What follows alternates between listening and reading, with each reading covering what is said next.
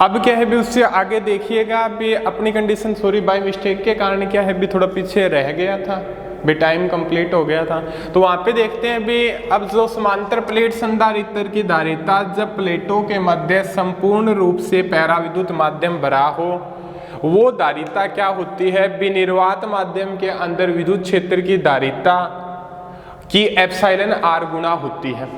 ठीक है, अब देखिएगा भी अपना कंसेप्ट क्या चेंज हुआ था, भी नॉर्मल सी बात है। यहाँ पे क्या है, समांतर प्लेट संधारित्र की धारिता का फॉर्मूला क्या होता है, C=Q/V होता है। सीधी सी बात आई है, Q क्या है, विपृष्ठ के ऊपर आवेश है, V क्या है, B यहाँ पे दोनों प्लेटों के मध्य विभवांतर है। निर्वात माध्यम है तो दोनों प्लेटों के मध्य विभवांतर हो जाएगा V0 = E0d। E0 क्या है, निर्वात माध्यम के अंदर विद्युत क्षेत्र की परिणामी तीव्रता σ/ε0 करके कंप्लीट कर दो। जब पूर्ण रूप से भरा हुआ हो तो ये चीज होगी।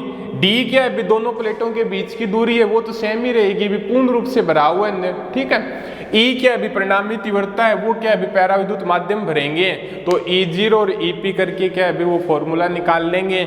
और एक कंसेप्ट ये भी होता है, जब पूर्ण रूप से पैराविद्युत माध्यम भरा हुआ हो तो दोनों कंडीशन क्या है, इसको फाइंड करेंगे तो दोनों चीज क्या है, इक्वल ही प्राप्त होगी।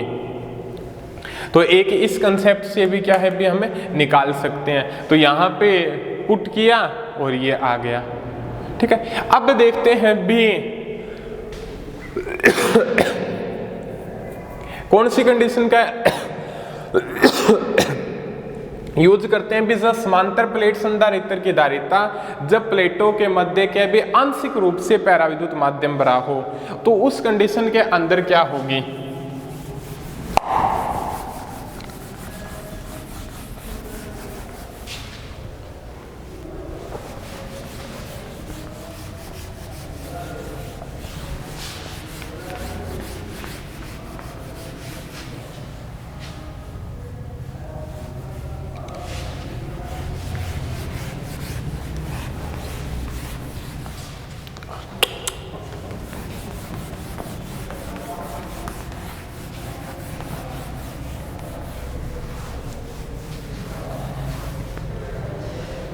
समांतर प्लेट संधारित्र की धारिता जब प्लेटों के मध्य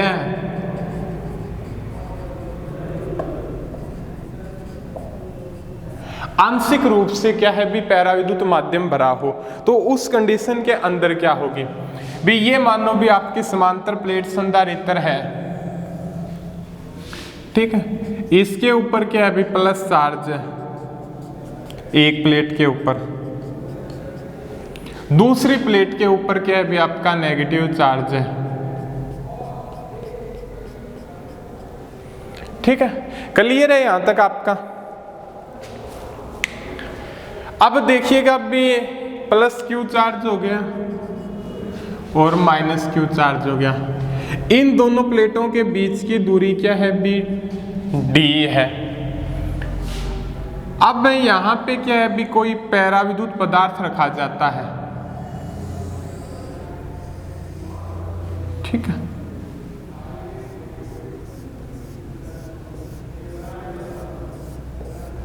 कोई पैराविद्युत पदार्थ रखा जाता है जिसका पैराविद्युतांक क्या है भी एप्सिलॉन आर है। ये चीज हो गई भी जिसका पैराविद्युतांक क्या है भी आपका एप्सिलॉन आर है। तो यहां पे जब पैराविद्युत पदार्थ रखेंगे तो इस पे क्या है भी आपका नेगेटिव चार्ज आ जाएगा, इस पे आपका क्या है भी पॉजिटिव चार्ज आ जाएगा।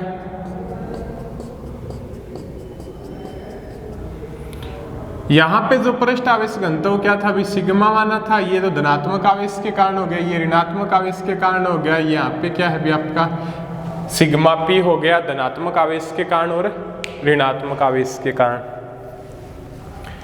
यहाँ पे जो बाह्य विद्युत क्षेत्र की तीव्रता क्या थी भी E0 थी और यहाँ पे क्या हो जाएगी भी EP, पॉजिटिव से लेकर नेगेटिव की तरफ, पॉजिटिव से लेकर नेगेटिव की तरफ। यही था कंसेप्ट, सभी के अंदर क्या भी यही यूज कर रहे थे। अब देखिएगा भी उससे आगे अपने क्या करते हैं,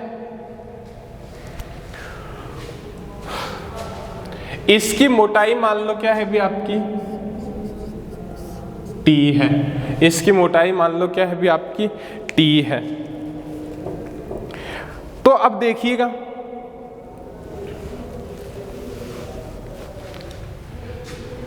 तो अब यदि वहां पे क्या है भी निर्वात माध्यम हो तो वहां पे सीधा वाला कंसेप्ट हो गया V इक्वल टू ED हो गया, ठीक है। सॉरी, जब निर्वात माध्यम हो तो विभवांतर V0 इक्वल टू E0D हो गया, और जब क्या हो भी पैरा विद्युतांक भरा हो पूर्ण रूप से तो ED हो गया। दोनों की डिस्टेंस तो क्या है भी बराबर ही थी वहां पे, ये D दूरी और उसी के अंदर क्या है भी वो D दूरी, बट इसके अंदर क्या है भी आपका दूरी क्या है भी कुछ वायु भी है, निर्वात माध्यम क्या है भी वायु ले लो आप, कि उसके क्या है भी पैरा विद्युतांक का मान क्या होता है, V1 होता है, ठीक है, और कुछ पैरा विद्युतांक पदार्थ भी है। तो इसका जो विभवांतर निकालेंगे तो वो क्या है भी अलग अलग निकल के आएगा। देखते हैं भी किस प्रकार से।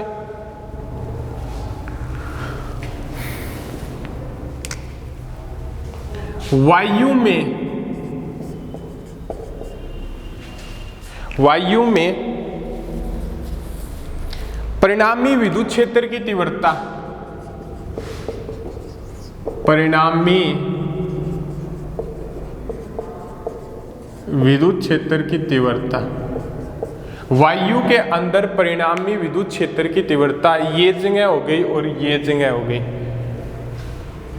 वो क्या हो जाएगी भी आपकी E0 इक्वल टू आपकी क्या होती है भी वायु के अंदर परिणामी विद्युत क्षेत्र की तीव्रता सिग्मा अपॉन एप्सिलॉन 0 होती है। सिग्मा क्या होता है भी Q अपॉन A एप्सिलॉन 0 होता है। समीकरण नंबर 1 ये इसके ऊपर डिपेंड करती है, एक तो वायु निर्वात माध्यम है या वायु है, क्योंकि एप्सिलॉन R की वैल्यू क्या हो जाएगी भी वहां पे 1 हो जाएगी, तो यहाँ पे एप्सिलॉन इक्वल टू क्या होता है भी एप्सिलॉन 0 एप्सिलॉन R, तो ये 1 है, तो भी एप्सिलॉन 0 के अकॉर्डिंग क्या है भी मान सकते हैं या निर्वात माध्यम ले सकते हैं, ठीक है। तो वायु में या निर्वात में परिणामी विद्युत क्षेत्र की तीव्रता क्या हो गई भी ये हो गई। क्लियर है यहाँ तक। अब दूसरे कंसेप्ट की बात करता है भी यहाँ पे जो पैरा विद्युत में पैरा विद्युत माध्यम में परिणामी विद्युत क्षेत्र की तीव्रता, परिणामी विद्युत क्षेत्र की तीव्रता कौन से मीडियम के अंदर, पैरा विद्युत माध्यम में परिणामी विद्युत क्षेत्र की तीव्रता वो क्या हो जाएगी भी आपकी E माना था, उसके अंदर जो परिणामी विद्युत क्षेत्र की तीव्रता होगी वहां पे जो कंसेप्ट यूज किया था भी E0 प्लस EP यही था। दोनों की डायरेक्शन क्या भी एक दूसरे के अपोजिट थी, तो वहां पे नेगेटिव साइन आता था, तो यहाँ पे क्या था भी सिग्मा अपॉन एप्सिलॉन 0, और ये क्या था भी सिग्मा P अपॉन एप्सिलॉन 0, और तो ये यहाँ पे सिग्मा P क्या था भी पृष्ठ आवेश घनत्व था पैरा विद्युतांक के ऊपर, तो ये क्या sigma minus sigma P upon epsilon 0, ये चीज क्या है भी आपके सामने प्राप्त हुई थी, ठीक है। एक जो हमने sigma minus sigma P upon epsilon 0 एक अपने रिलेशन फाइंड किया था, वहां पे क्या रिलेशन था भी आपका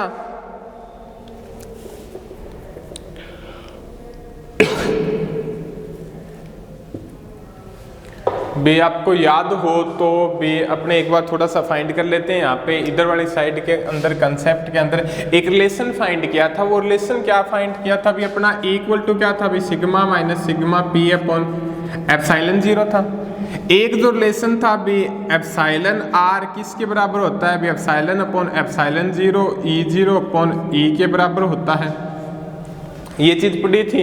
तो यहाँ पे जो E की वैल्यू क्या हो जाएगी भी आपकी E0 upon epsilon R sigma minus sigma P upon epsilon 0, और एप्सिलॉन E0 की वैल्यू क्या थी भी आपकी sigma upon epsilon 0, sigma upon epsilon 0 epsilon R sigma minus sigma P upon epsilon 0, epsilon 0 से epsilon 0 cancel, sigma minus sigma P किसके बराबर आ गया अभी आपका sigma upon epsilon 0 epsilon R, इसके बराबर ही आ गया,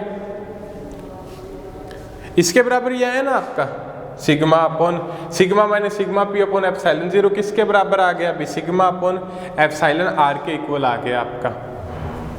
ठीक है, सिग्मा यहाँ पे क्या है बी, पृष्ठ आवेश घनत्व है, सिग्मा क्या है बी, ये है क्यू अपॉन ए ही होगा, तो यहाँ पे क्या आ जाएगा B, Q upon A epsilon 0 epsilon R, समीकरण नंबर 2। यही चीज आएगी भी, Q equal to A epsilon 0 epsilon R. Clear है यहां तक आपका? तो अभी वायु में विद्युत क्षेत्र की तीव्रता आ गई E0, और ये हो गया भी पैरा विद्युत माध्यम के अंदर जो विद्युत क्षेत्र की तीव्रता होगी वो ये हो गई। ठीक है, अब देखिएगा भी उससे आगे वहां पे क्या अभी इसको लेके भी सोल्व कर सकते थे, अभी अपने वहां पे सीधा पुट कर दिया था, अभी दोनों कंडीशनों को लेके बना दिया। वहां पे क्या अभी एक कंडीशन ये सीधी लगा दी थी, यहाँ पे क्या अभी इस प्रकार से कर लो, दोनों कंसेप्ट क्या है भी एक जैसे ही है। तो देखिएगा भी यहाँ पे नोट कर लेते हैं।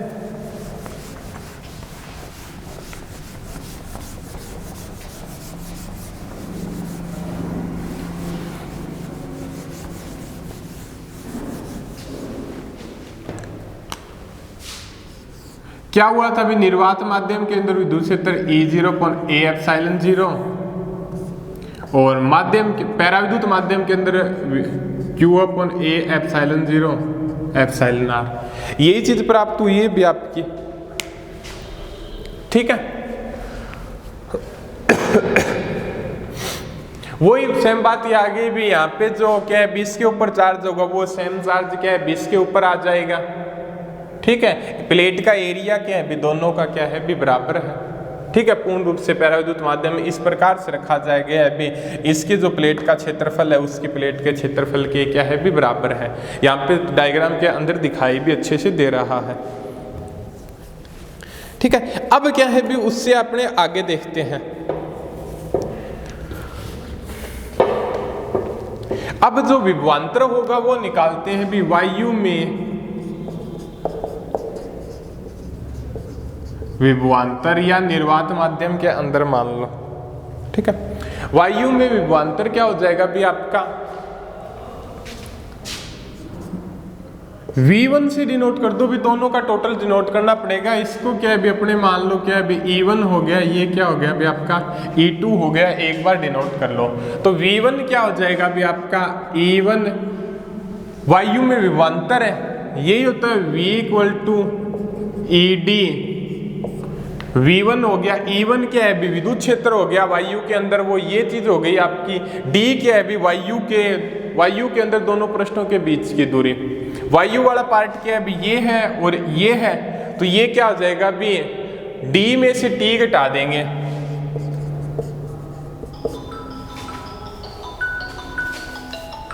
D में से क्या है भी आपने T माइनस कर देंगे, D माइनस क्या कर देंगे भी, ये टोटल D हो गया, और इसमें से क्या कर देंगे भी T घटा देंगे, तो D माइनस T हो गया। ये ही आ गया भी वायु के जो पृष्ठों के बीच की दूरी है। अब देखिएगा भी V1 पुट करते हैं, वो क्या है भी आपका E1 क्या है Q upon A epsilon 0 D minus T। ये ही हो गया भी आपका। क्लियर है यहां तक आपका? दे दो इक्वेशन नंबर 1। अब क्या है भी वायु में विभवांतर आ गया, और ये क्या हो जाएगा भी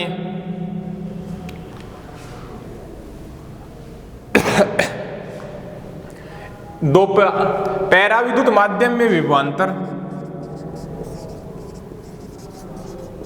पैरा विद्युत माध्यम में विभवांतर, वो क्या हो जाएगा भी आपका V2 मान लो, क्या हो जाएगा भी E2, और दोनों के बीच की दूरी क्या है भी T है, तो E2T, E2 क्या है भी आपका QT upon A epsilon 0 epsilon R, समीकरण number 2। QT upon A epsilon 0 epsilon R। ठीक हो गया। अब टॉपिक क्या था अभी, ये तो हो गया अभी वायु में विभवांतर, पैराविद्युत माध्यम में विभवांतर हो गया। समांतर प्लेट संधारित्र की धारिता ज्ञात करनी है जब प्लेटों के मध्य आंशिक रूप से पैराविद्युत माध्यम रखा हो। ठीक है, आंशिक रूप से, तो आंशिक रूप के अंदर तो ये ही हो गया। तो उस कंडीशन के अंदर क्या अभी दो यहाँ पे आए, वायु और पैराविद्युत माध्यम दोनों का क्या होगा अभी यहाँ पे ऐड होगा, वो टोटल क्या होगा अभी विभवांतर होगा जब आंशिक रूप से पैराविद्युत माध्यम रखा हो। उस कंडीशन के अंदर क्या भी वहां पे हम सीधा भी कर सकते थे, वहां पे क्या भी अपने थोड़ा सा डीपली लेके चले थे, वहां पे सीधा भी कर सकते थे, बट वहां पे क्या भी दोनों पृष्ठों के बीच की दूरी d थी, तो वो एक जगह ही कंसेप्ट हो गया, अभी पूरा पैराविद्युत माध्यम हो गया, तो वहां पे सीधा भी निकाल सकते थे, वहां पे पैराविद्युत माध्यम है तो उस कंडीशन के अंदर विद्युत क्षेत्र की तीव्रता। तो यहाँ पे जो दोनों को क्या है भी ऐड कर देंगे, V1 क्या प्राप्त हुआ है भी आपका Q upon A epsilon 0 d minus T, V2 क्या है भी आपका QT upon A epsilon 0 epsilon R। दोनों को क्या है भी आप टोटल कर दो।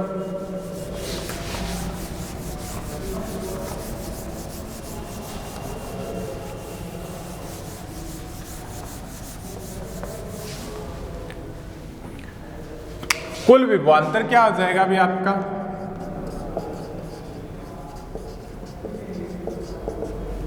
V equal to V1 plus V2। V1 क्या है अभी आपका Q upon A epsilon 0 d minus T, V2 क्या है अभी आपका QT upon A epsilon 0 R। ये हो गया अभी आपका टोटल विभवांतर। अब देखिएगा कॉमन ले लो, Q upon A epsilon 0 d minus T, T upon epsilon R, तो V इक्वल टू QD ले लो आप बार, क्योंकि QD अपॉन A एप्सिलॉन 0 आपका क्या है V0 के बराबर है।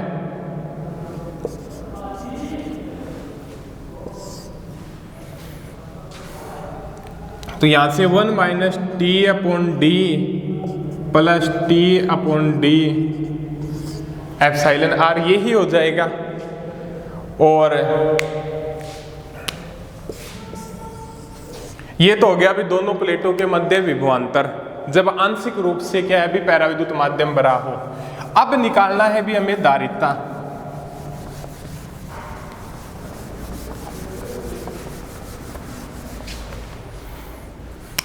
धारिता वो क्या होती है भी C equal to Q upon V हो जाएगी, Q ही है आवेश अपना, तो C equal to Q upon V क्या है भी आपका QD अपॉन A epsilon 0 1 minus T upon D plus T upon D epsilon R। Q से Q कैंसिल,